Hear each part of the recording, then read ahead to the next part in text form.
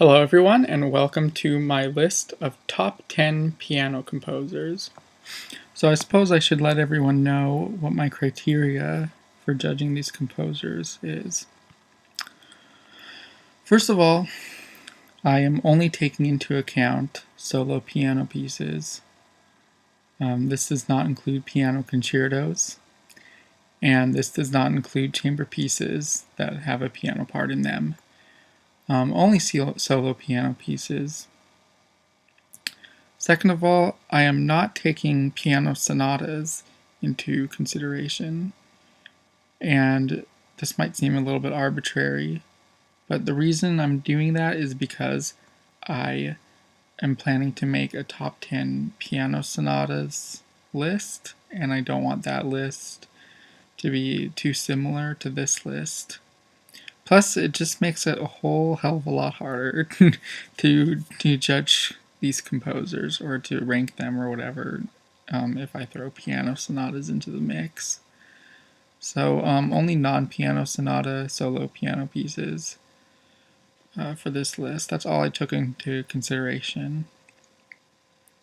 Now the criteria I'm judging the solo piano pieces on, I'm really taking 5 things into account. Personal enjoyment, obviously, that's a given. Originality, is the composer, doing their own thing.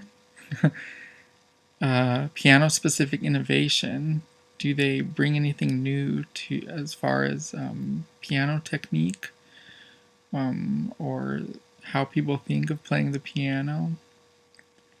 Diversity, I am judging on whether the composer shows that they can write multiple types of pieces, or if they're just writing the same piece over and over again.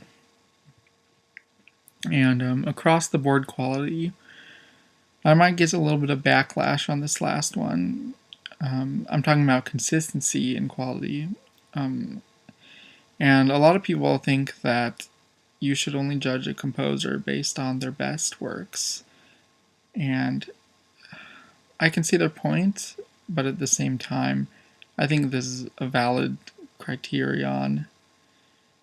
And I really, in a way, I have to judge across the board quality because we're talking about the top 10 composers for piano.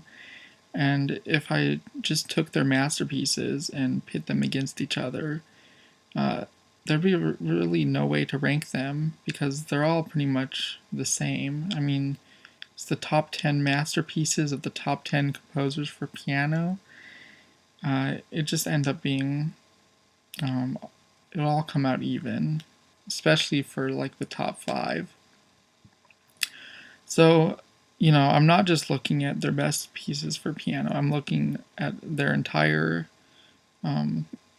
catalog as far as piano music goes, and I'm judging it as a whole instead of picking out specific pieces.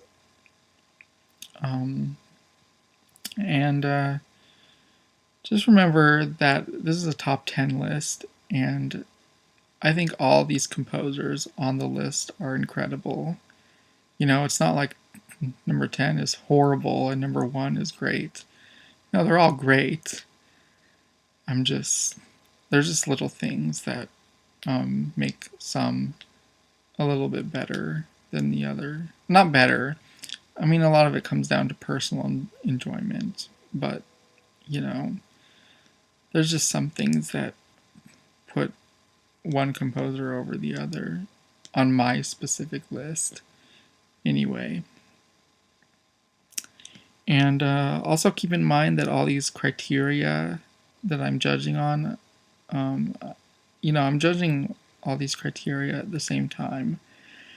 So, number 1 on my list might not necessarily be the most innovative composer or the most diverse composer, but they might be the one I most enjoy, or they're the most original, or something like that.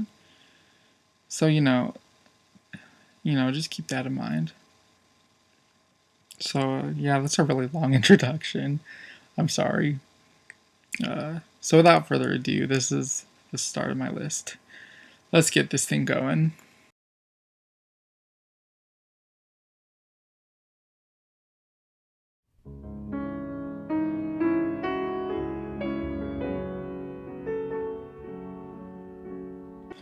Number 10 on my list is Alexander Scriabin. Now, I almost didn't include Scriabin on this list because I'm not including piano sonatas as a criteria for judging these composers. And I really feel that Scriabin's piano sonatas are really the backbone of his piano work, and they contain the best of his piano work.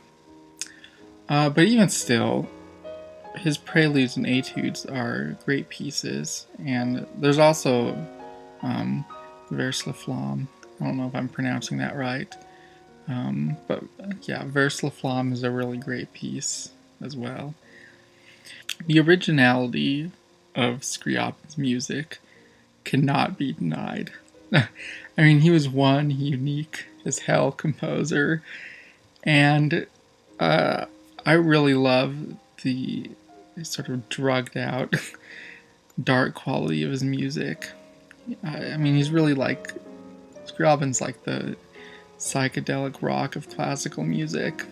It's just so freaky and so unique, and I really love that. That kind of voice really speaks to me. He sounded a little bit like Chopin early on, but even then his pieces were so great. I mean, the piece that's playing in the background now is one of his very first pieces, or at least his first published piece. It's a prelude in C sharp minor, and it's such an incredibly lovely piece, and well constructed too.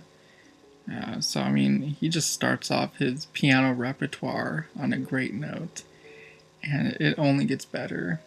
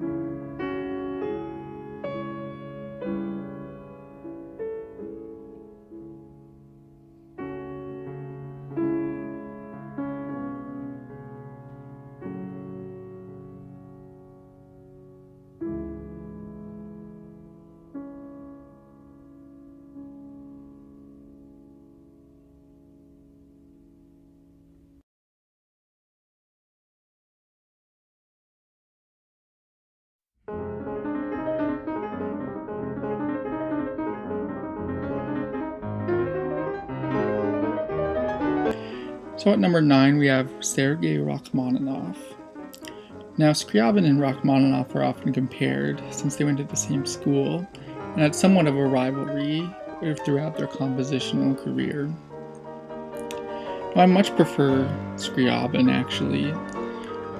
Scriabin's music, his style, appeals much more to me than Rachmaninoff's.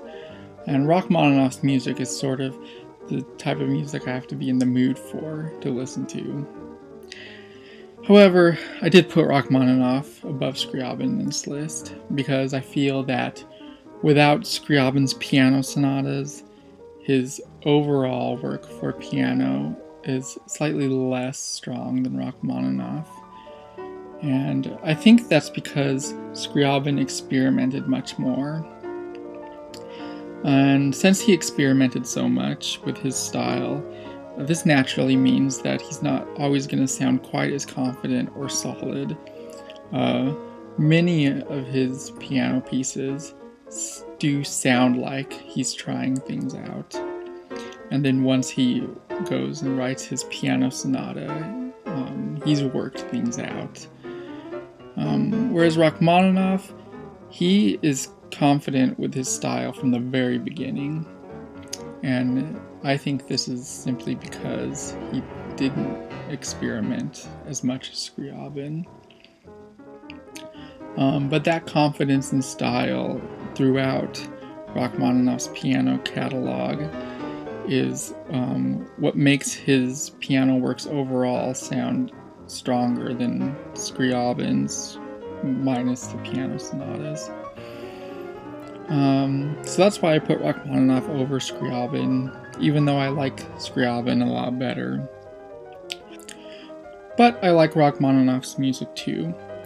I love the sense of urgency a lot of his music has in it, such as the music playing in the background right now. And I do like some of the brooding qualities of his music a lot, although sometimes the brooding qualities are sort of what makes his music a tad boring, to me anyway. When I went back to listen to his music for this list, I was actually sort of surprised at how nightmarish and twisted some of his music actually sounds. He's often credited as being very retro-conservative, which is true, but he could also sound quite dissonant and pretty modernist by 20th century standards when he wanted to, that is. Another reason I put Scriabin on this list is he's just one of those composers, especially for piano, that, he's just really big. Leaving him off a list of top 10 piano composers just didn't feel right to me, even if I'm not as fond of his style as I am of some other composers.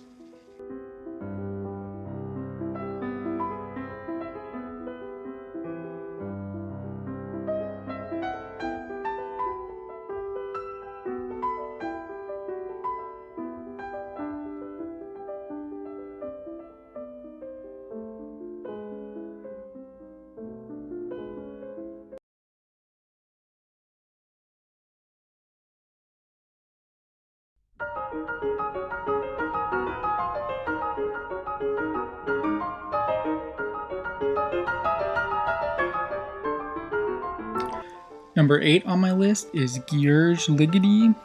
I believe I'm pronouncing that first name right, though I'm not entirely sure. Ligeti was one of the most creative composers of the latter half of the 20th century, and he's one of my personal favorites. He's pretty much on this list for 2 sets of pieces, and those are obviously the 2 books of etudes that he wrote. 3 books, kind of, but I believe he left the 3rd one unfinished when he died. Maybe someone can correct me on that, but I think that the 3rd one's unfinished. But in any case, his 2 or 3 books of etudes, however you want to look at them, are such monumental examples of 20th century piano writing that I think they are enough to propel Ligeti onto this list. They're incredibly creative. Each one deals with sort of a different concept or idea, usually a rhythmic concept or idea, because Ligeti was very interested in rhythm at this time. And the way he wrote for piano is so fresh and unique that that's one of the main reasons he's on this list. It's because his writing for piano is so unique, and it was so new. No other composer used or wrote for the piano the same way Ligeti did. Just to give you an example, in many of these etudes, he turns the piano into this sort of grand metronome, so to speak, and he just piles layers and layers of rhythmic complexity onto the piece until it sounds like 5 people are playing. It's really incredible. I mean, some of the things he does just boggle my mind, sort of. And he does other things too with the piano. That's just one example. It's quite a diverse set of etudes with lots of eclectic influences, such as gamelan music, African rhythms, things like that. I would really love to put Ligeti higher on this list, actually, but he's not higher. And that's because pretty much the only reason why he's on this list is the etudes. I mean, that really actually says something about how great these etudes are. But if he had not written these etudes, I mean, if all he wrote are those early pieces for piano, then he wouldn't be anywhere near this list at all, actually. But since he wrote these etudes, he's very much on this list. So, yeah, Ligeti is a great composer for piano and a great composer in general. Definitely check him out if you haven't.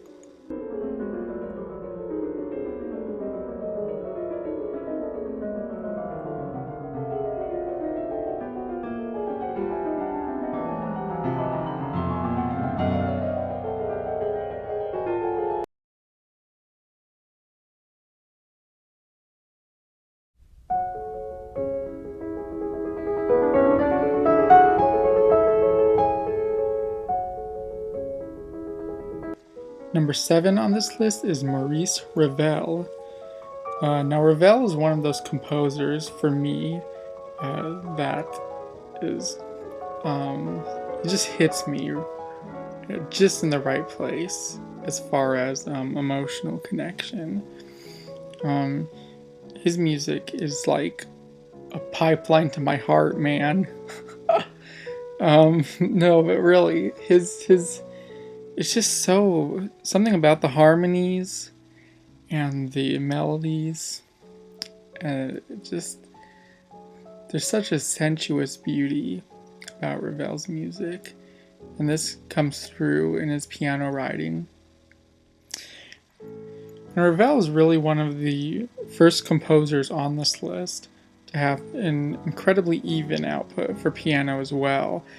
I mean, the consistency and quality he keeps throughout his entire catalog or whatever is really great. I can't think of a piano work of his that I would consider not so great. They're all really good. I mean, the sonatine that's playing in the background, Mirrors, Gaspard de la Nuit, the Mother Goose Suite, Noble and Sentimental Waltzes, Le Tombeau, all those pieces are just really great.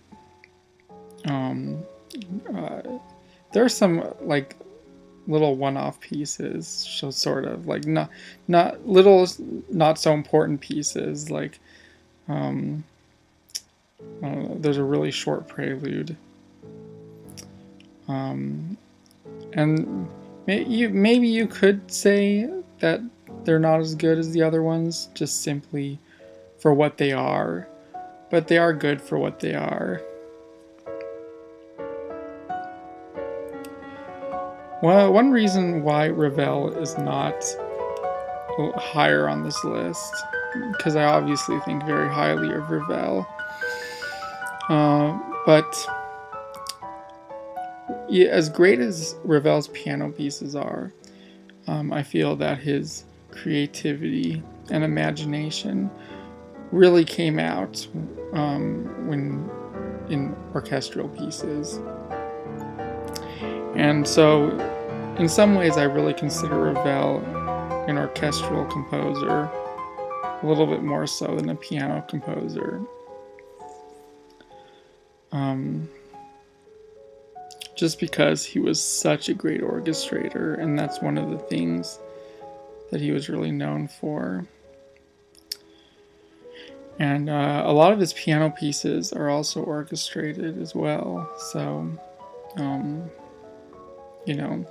but still, his piano pieces are still really amazing.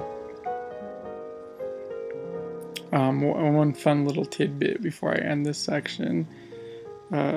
Ravel actually wrote what is considered to be the hardest piece in the main piano repertoire, or was for a while. I'm not sure if it still is, but the final movement of Gaspard de la Nuit is pretty ridiculous, or so I've been told. I'm not a pianist, so I'm not sure I qualify. But you can take that little tidbit to the bank.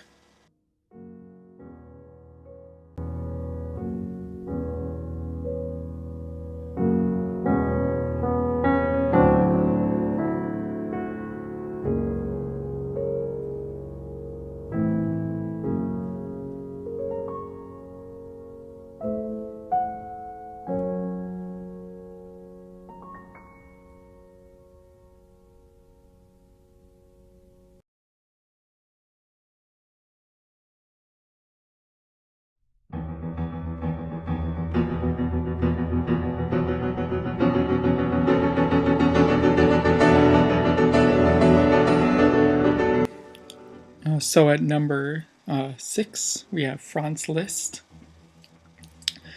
Now, Liszt was by far the hardest composer for me to rank. And to be honest with you guys, I'm still not entirely sure about his place on this list. Let me explain a little bit. I know a lot of you out there are probably going to contest Liszt's place as number 6.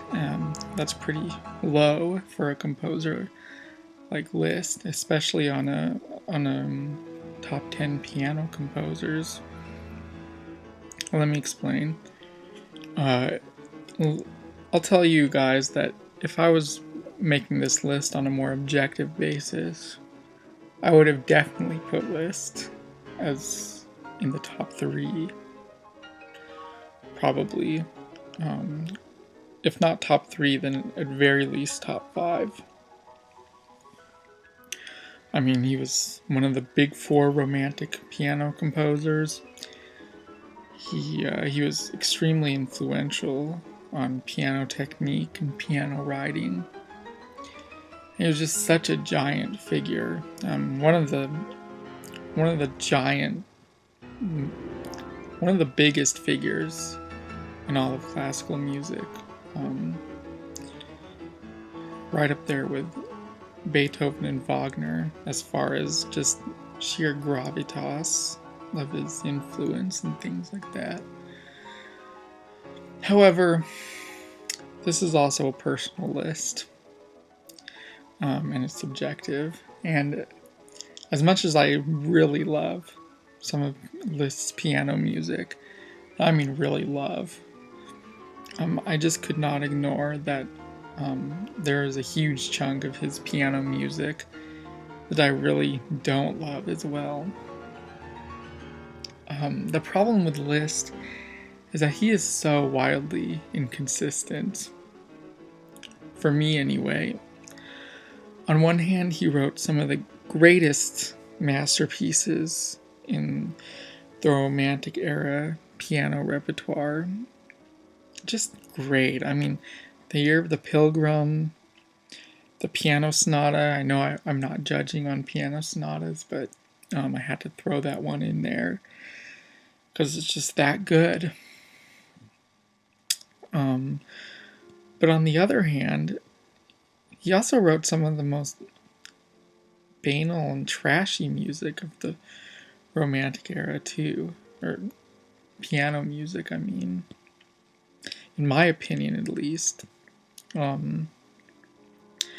mean, it's a little bit amazing to me that the same composer who wrote a piece like the Year of the Pilgrim or the Piano Sonata also wrote stuff like Grand Chromatic Galop or whatever that is, and some of those etudes. I mean, the problem for me with these pieces is that virtuosity in music is an aspect of music that I think is really uninteresting for me. Virtuosity is probably the least interesting aspect of music for me, and a lot of Liszt's pieces revolve around virtuosity. I mean, like lots of scales, and a lot of that stuff just feels really empty to me. But then on the other hand, like I said, there's a huge chunk of Liszt's piano music that is the complete opposite of being empty.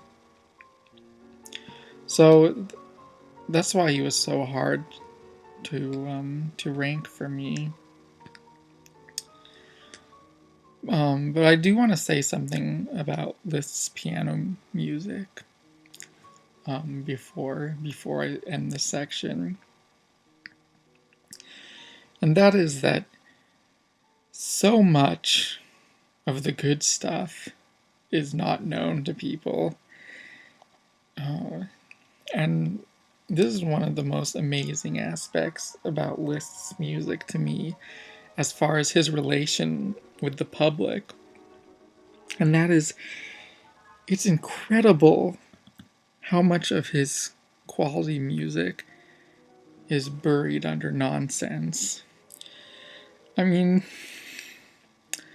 I only heard about the Year of the Pilgrim about a year ago.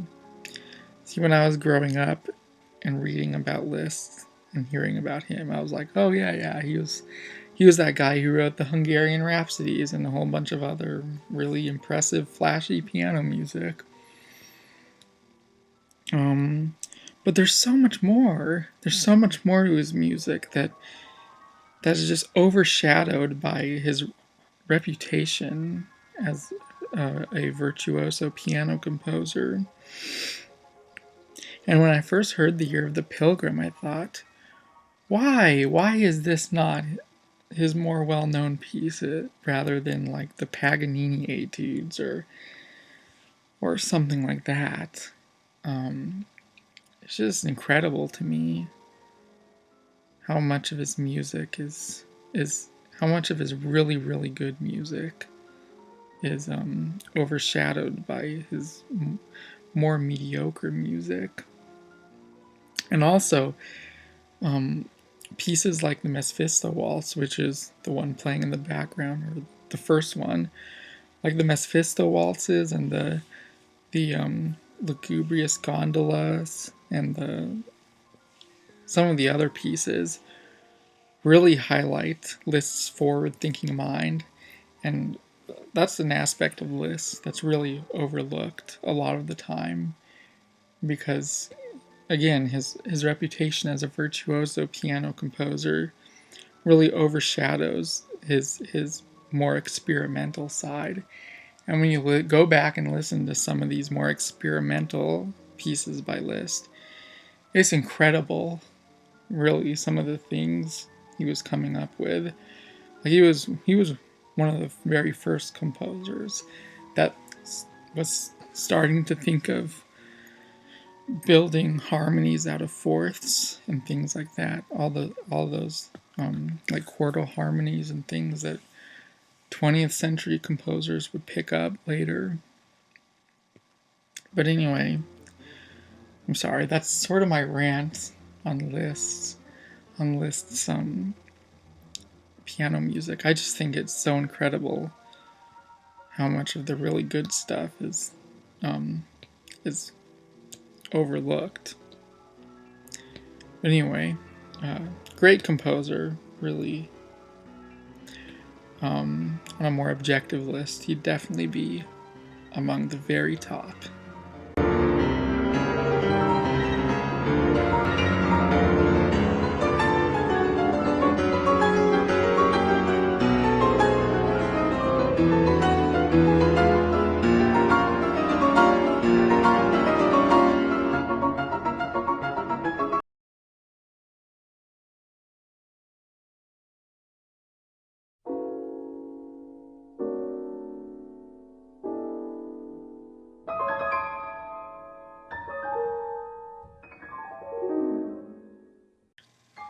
So we've reached the top 5 composers, and as you can see, my 5th composer is Olivier Messiaen.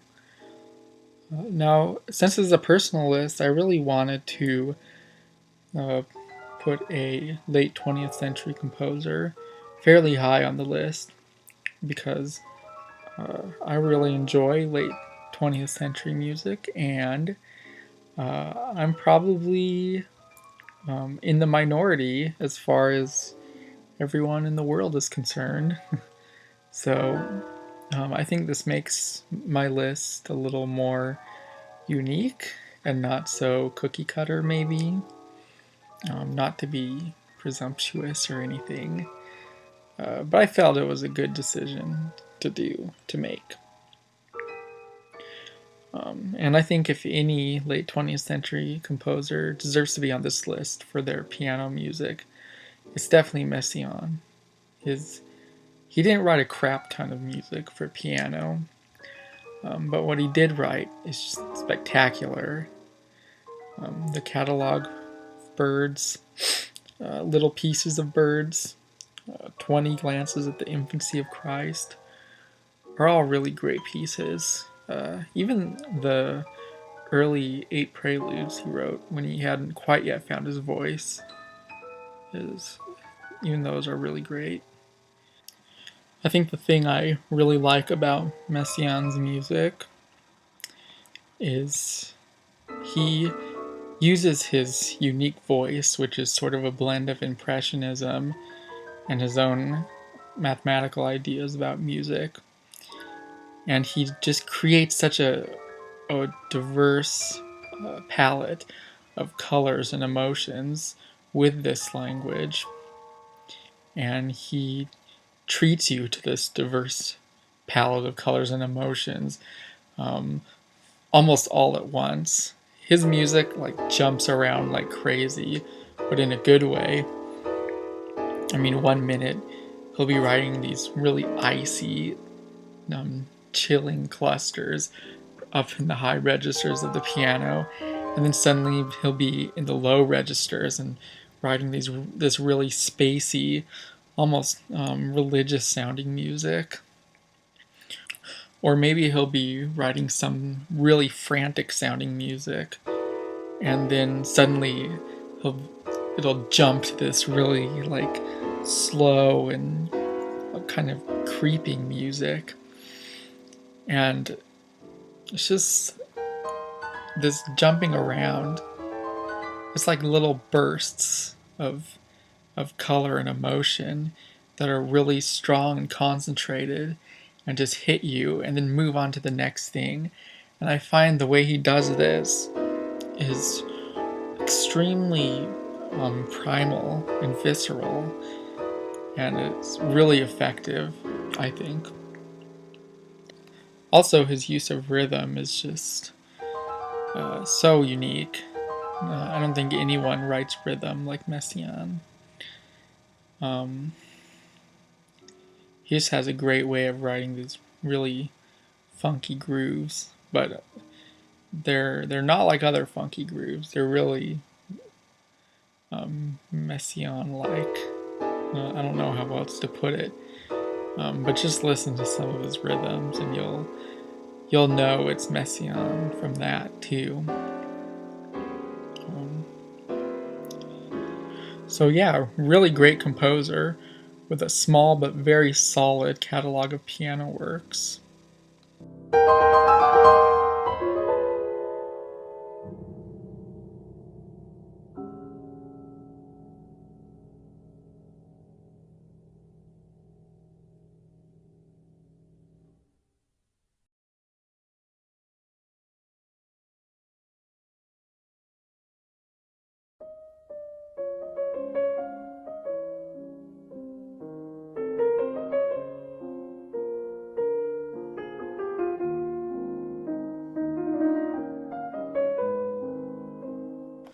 So at number 4, we have Frédéric Chopin. Now, like Liszt, Chopin is a composer that many people might feel is too low on my list. Although number 4 is not shabby at all. But many people might feel this way because Chopin is really the piano composer. I mean, if I was judging this list based only on innovation, pianistic innovation, and influence, there's no question I would put Chopin as number 1. I mean, if you look at the piano writing of Mozart or Beethoven, and you compare it to Chopin, his music, there's no question his music changed the face of piano writing forever. Completely. I mean, his style of writing for piano was unprecedented and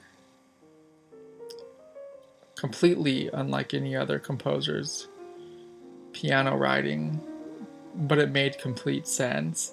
And if you look at his music, many of the classic techniques for writing for piano was originally found in Chopin's music, and you can sort of pick those things out.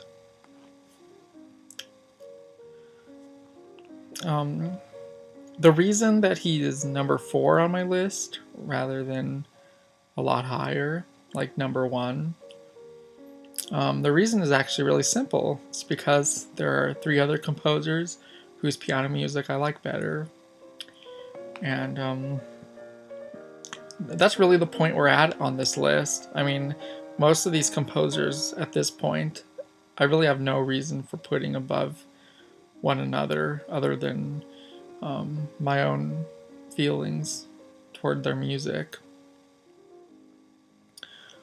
But there are plenty of reasons to love Chopin's music.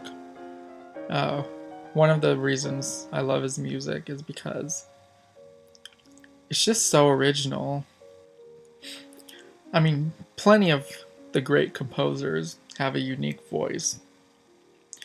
But Chopin's got a unique voice that is instantly recognizable. No other composer sounds like Chopin. And that's a reason to like a composer, right? I mean, you can't get Chopin sounding music from anyone but Chopin. And in a lot of his pieces, just that melancholic and nostalgic, sort of magical vibe that you get in his music is completely unique to him. I have not yet found any other composer that has quite the same vibe, even though plenty of other composers have tried. But there's only one Chopin. Another great thing about his music is that Chopin found this really great balance between diatonicism and chromaticism.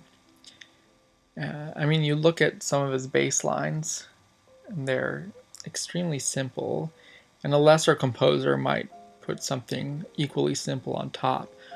But sometimes what Chopin puts on top is extremely chromatic, and almost a little bit 12-tone-ish sometimes, on rare occasions.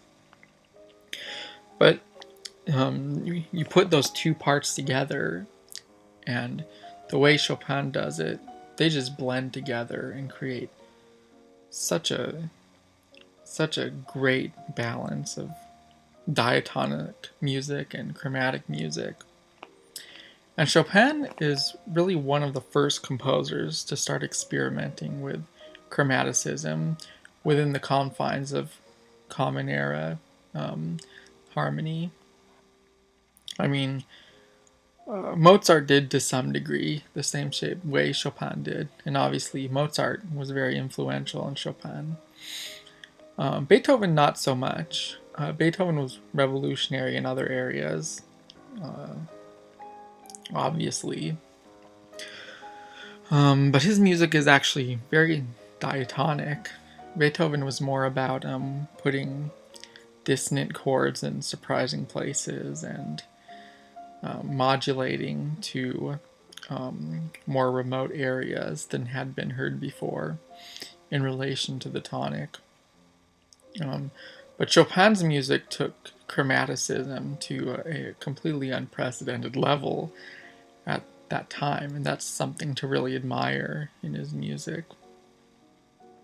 I want to talk about the emotional quality of his music too, and specifically the emotional quality in relation to how I perceive it.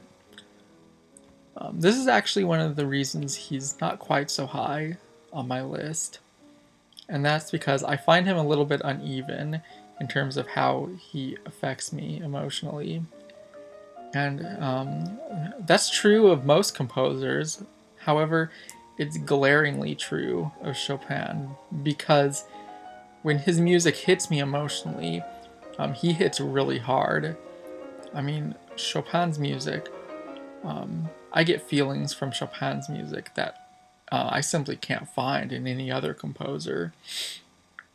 It's just such a unique feeling I get from his music. It's such a powerful feeling. But on the other hand, a lot of his music is really just meh to me as far as its emotional quality. And I mean, this is like I said, this is true of most composers, but it's very profound with Chopin because his highs are very high with me. Another reason he's not quite so high for me is when you listen to a lot of his music, it does start to sound a little similar, and for me, it can wear a little bit thin if I get too much at one time. And this is partly because his music is so unique that it's uniquely similar across the board. And it also has to do with the types of compositions he composed too. I mean, you can only write so many mazurkas before they start sounding very similar to each other, just because of the strict nature of what a mazurka is. But I mean, it's not too much of an issue. His music is still great, but you know, I obviously had to do a lot of nitpicking when it comes to ranking such great composers that are so close together in terms of quality.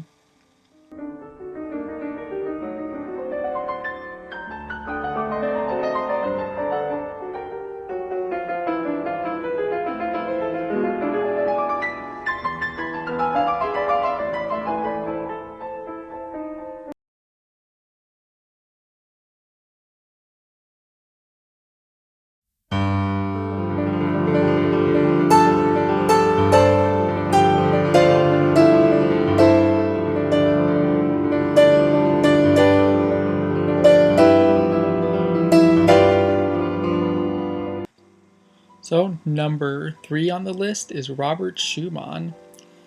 And that's actually a little bit of a strange choice for me because about a year or two ago, I didn't really like Schumann, but over the past year, his music has really grown on me a lot. One of the most fun things about discovering Schumann's piano repertoire is that you never quite know what you're going to get with him. You could get something heroic and grand, like the Fantasy in C that's playing in the background. You could get something very dark, like Nachtstück. You could get something very fleeting and light, like Papillon. Or you could get something very angry, like the beginning of Kreisleriana. So Schumann's a very multi-faced composer. He's kind of got something for everybody, really. And his music just has this really charming, unpolished quality to it. It's very quirky, and that's something I really like about his music. But it also has this very breathless and unstable quality to it as well that I find very attractive. And even the way he starts his pieces, a lot of his pieces start as if you're stepping right into the middle of something right away. I mean, a lot of his pieces, he barely even gives you ground to stand on before he starts sort of pulling and twisting your emotions. So that's a really interesting quality in his music. And overall, his piano work as a whole is just extremely solid. I mean, Schumann and the next two composers in the list, just have these their whole piano repertoire is just very, very consistent in quality. I mean, I can't think of a work by Schumann. Well, actually, there's one piece of Schumann that I'm not too fond of, and that's Carnival. I'm not too fond of Carnival, but other than that, Schumann's piano repertoire, um, there's nothing else I would consider not that good. And I don't even really consider Carnival not that good. It's just I don't really like it. But yeah, very solid, very consistent body of piano music that's very varied in emotion and quality, and it's all really just fun. I mean, Schumann's music takes you on a ride, and that's one of the best things about it. There's just one thing I don't really like about his music, and his piano music in particular, and that is it can get a little bit repetitive. Like most of the composers around this era, he built a lot of his miniatures, or piano miniatures, around these repeated sections, and sometimes the repeats get a little tiring. But that's not a horrible denouncement by any means. So yeah, really great composer. Really, like I said, really fun composer.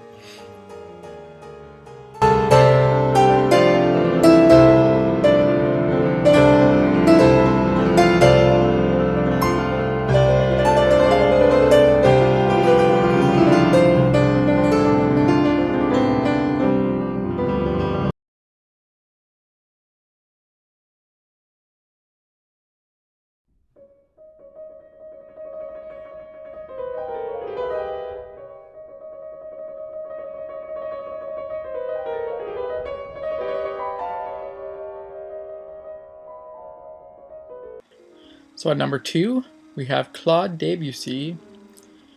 Now Debussy is right up there with Monteverdi and Beethoven as being one of the most innovative and groundbreaking composers of all time.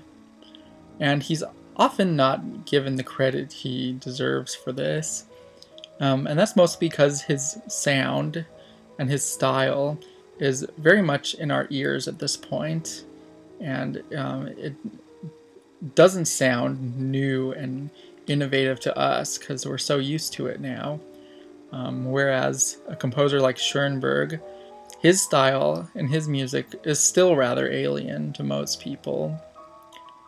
But back in the day, back in the early 20th century, when Debussy and Schoenberg were both composing, Debussy was just as radical and innovative and controversial as Schoenberg's music.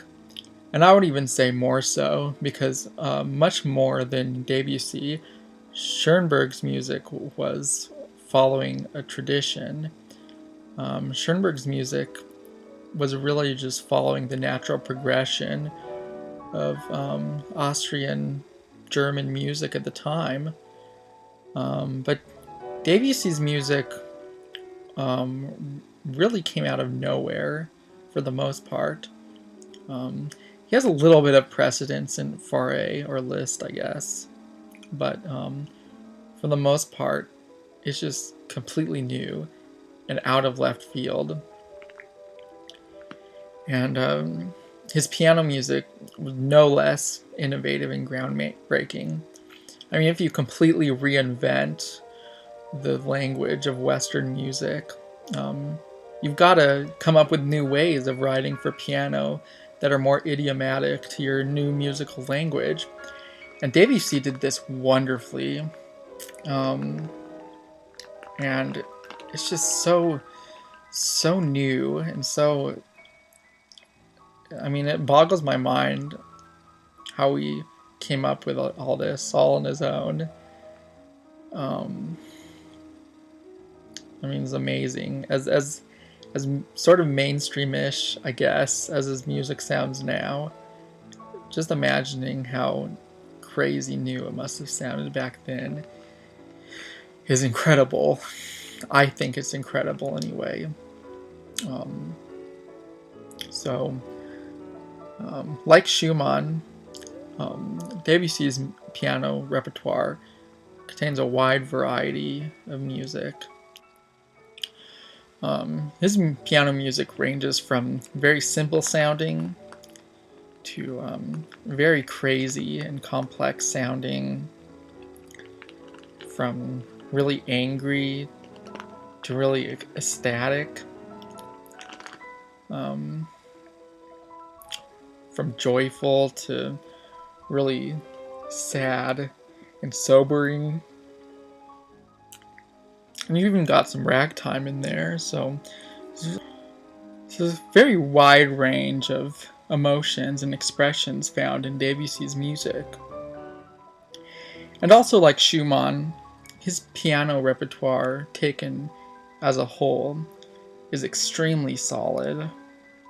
Other than maybe a few really early pieces before he even found his voice, I wouldn't get rid of a single Debussy piece. And I don't think there is a piano piece by Debussy, other than those few early works, that after listening to, I don't just go, oh man, that was great. I mean, you can pick any piano piece, and it's going to be really quality work. And it contains so many staples of the 20th century piano repertoire too.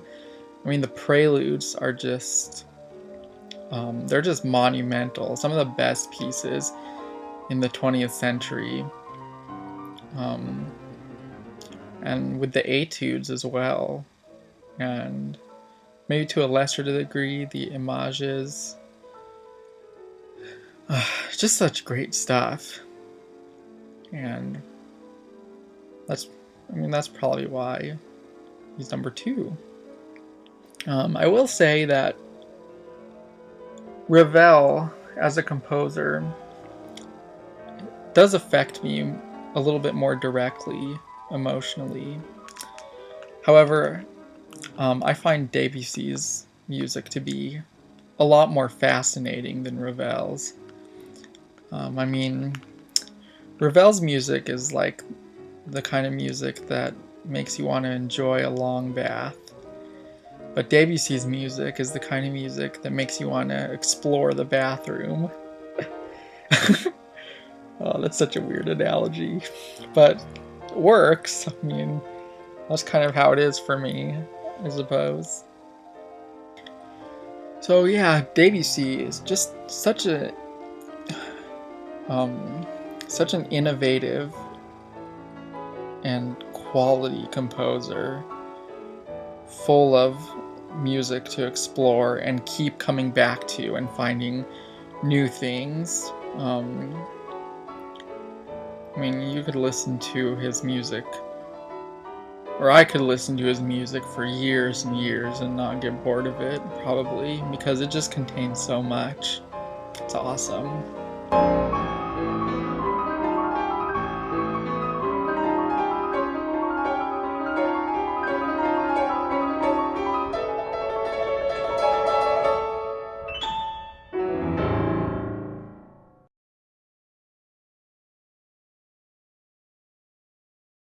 Alright guys, so my number 1 is a little bit controversial. So I just thought I should pop in and warn you, maybe, I guess. It is a little bit of a controversial choice, so you might not agree with me, but you know, it's my list. So without further ado, here's number 1.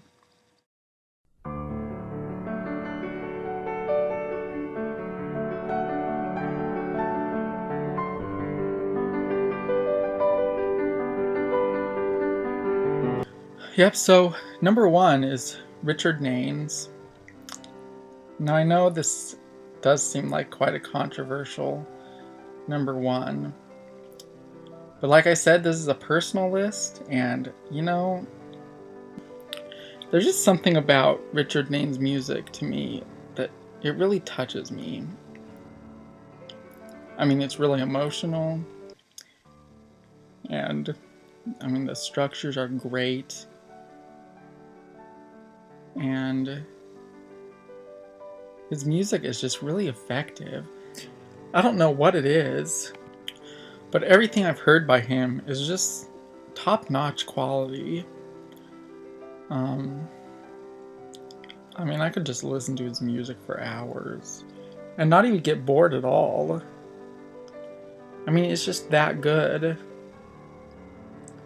I know a lot of you guys will probably disagree with me, and that's fine. I mean, I understand.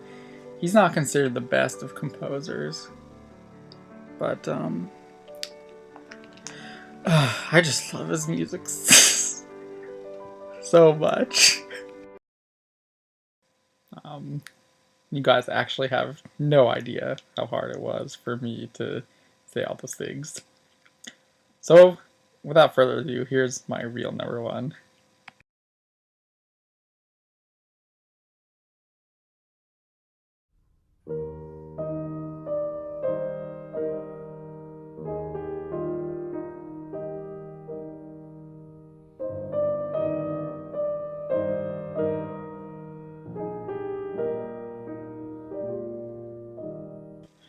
Yep, so my real number one is Johannes Brahms. And this is still pretty controversial, I think, as a number one spot. Because out of the four big romantic piano composers, Brahms is by far the least innovative as far as his piano writing.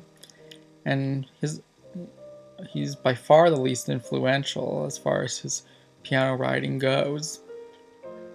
And he's often not thought of as a piano-specific composer, at least not in the same way as Liszt or Chopin are.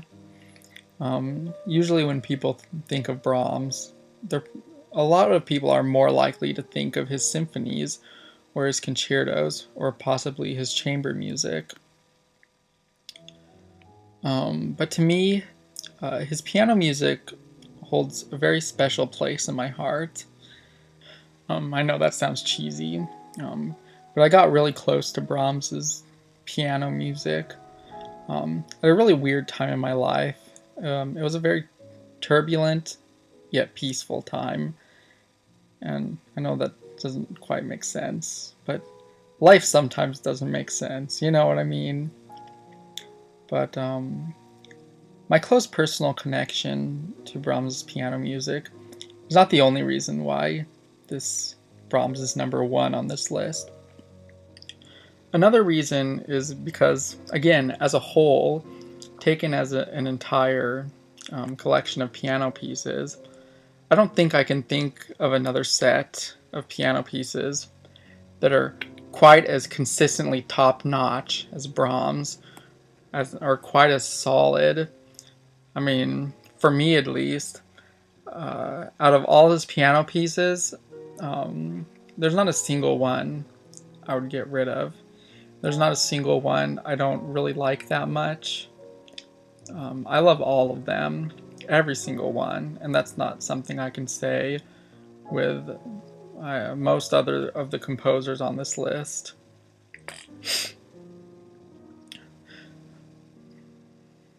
Another reason why he's on this list is that his structures and his piano music, they're always really interesting, I found, and they're always really unique, and the structures really suit the piece quite well. I think that's something Brahms was very good at, is creating really unique structures that fit the mood of the piece. And he does that with all his piano pieces. Another thing that I really like about Brahms' music is that he doesn't literally repeat himself much. In fact, he hardly literally repeats himself at all, and instead, when a repeat comes, he prefers to vary the repeat a little bit, and that's something I really like about his music. And it's something that in Schumann or Chopin's music, I find a little bit annoying sometimes, the constant repeats of sections. And this is something you really find a lot less in Brahms' music. His music is always keeping things very varied and new and fresh, and I really like that. And I also just really love Brahms's emotional and expressionate quality. He just has this really let's get down to business quality about his music that really hits me very directly, emotionally. There's no fluff or excess in Brahms' music. It has this very sort of you get what you hear quality to it. That's something I really, really like. It's like Brahms is just sitting there talking to you about his day or something, or his life, or whatever. I usually don't really like analogies like that, actually, but I'll make an exception since this is number one. But yeah, I'm finding it a little hard to explain exactly why I like the emotional quality of Brahms's music. So sorry about that, but hopefully you get what I'm trying to say. I just find the emotion in Brahms's music to just be very real and down to earth, and it's not dramatic emotion. It's just this profound human emotion. That's what I really feel in Brahms's music, and so all those things combined make Brahms number one for his piano music on this list. So yeah.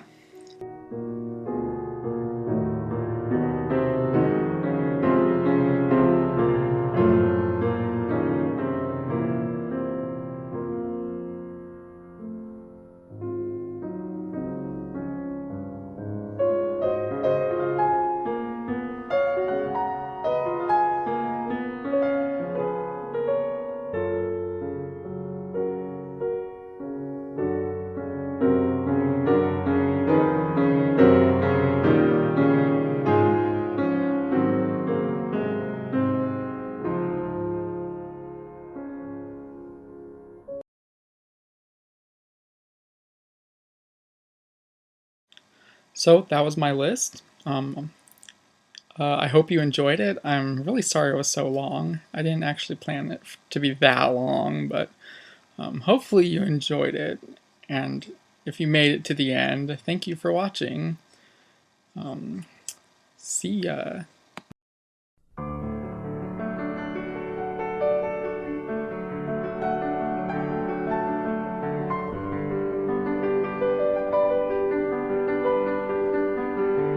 Yep, so number one is Richard Naines. Now, I told you it's quite controversial to put Richard Naines as number one. He's often not thought of as a really great piano composer. Oh, I can't do this.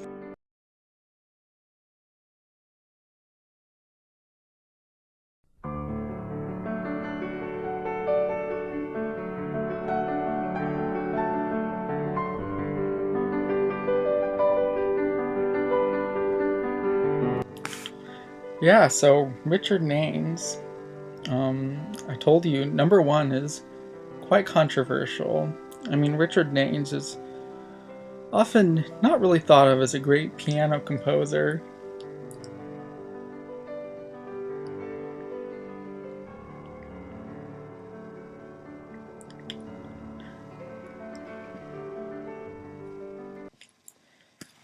But there's just something about his music that I find really appealing. Um, it's very emotional. And okay, enough laughing.